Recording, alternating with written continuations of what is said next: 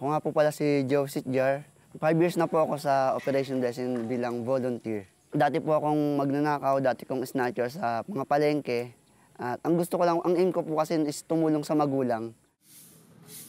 Ala Robin Hood ang dating buhay ng Operation Blessing volunteer na si Joey. Maliban sa kagustuang makatulong sa magulang, ang kinikita sa pagnanakaw, itinutulong sa mga batang lansangan. Nakita ko kasi nanay na mahirap mabuhay sa lansangan. Pag nakakuha ko ng malaki-laking pera, bibili ako ng pagkain. Parang ang nangyari, magnanakaw ako sa ganitong lugar, pero di ko doon gagamitin. Sa ibang lugar naman. Tapos, hindi na ako nakakonsensya pag ginagawa ko yun. Akala ko, tama eh.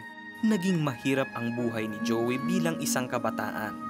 Lalo na nang maghiwalay ang kanyang mga magulang. Dahil dito, naisipan niyang dumiskarte. Mula sa pagkakargador sa palengke hanggang sa natutong magnakaw sa impluwensya ng barkada. Dahil din sa pang-i-snatch, naapektuhan ang pangarap na maging isang atleta sa kanilang eskwelahan. Nahuli siya ng kanyang coach na ginagamit ang talento sa track and field para magnakaw.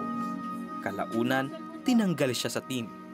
Nagpatuloy si Joey sa ganitong gawain. Pero nagbago ang lahat nang makilala ni Joey si Jesus. May nag-share sa akin ng word of God na sabi sa akin, Brad, naniniwala ka ba sa buhay na walang hanggan? Sabi ko, hindi.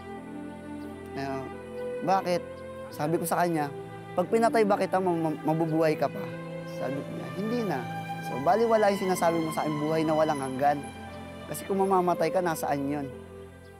Hindi ako naniniwala sa'yo. Hanggang sa sinabi niya sa akin yung verse, kabayaran ng kasalanan ay kamatayan. Ngunit ang kaloob ng Diyos ay buhay na walang hanggan. So, napaisip ako. Tapos, tinanong niya sa akin, mamamatay ka, tumutulong ako sa maraming tao, okay na sa akin yun. Sabi, para saan ba yung pagtulong mo? Para sa sarili mo lang ba? Tinanggap ko si Kristo bilang Diyos sa tagapagligtas. Umuwi ako sa bahay namin. Pag uwi ko, sinabi ko, Ma, magbabago na ako.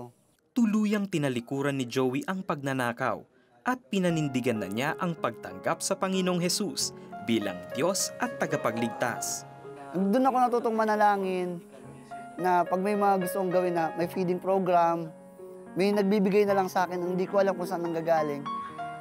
At doon ko nakita yung biyaya ng Diyos.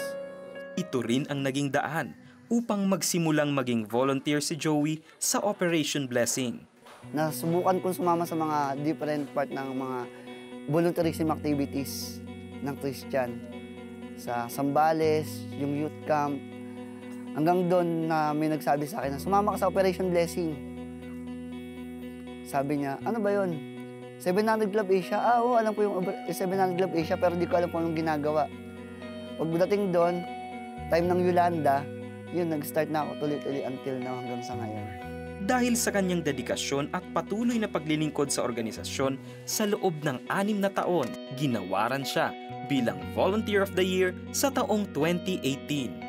Aktibo rin si Joey sa pagiging youth pastor sa kanilang simbahan at volunteer sa iba't ibang grupo na umaabot sa mga nangangailangan. Na-share ko yung salita na rin ng Diyos, naramdaman ko kung paano ko minahal ng Diyos sa kanila. Yung pagtulong may kasama ng pag-ibig ng Diyos.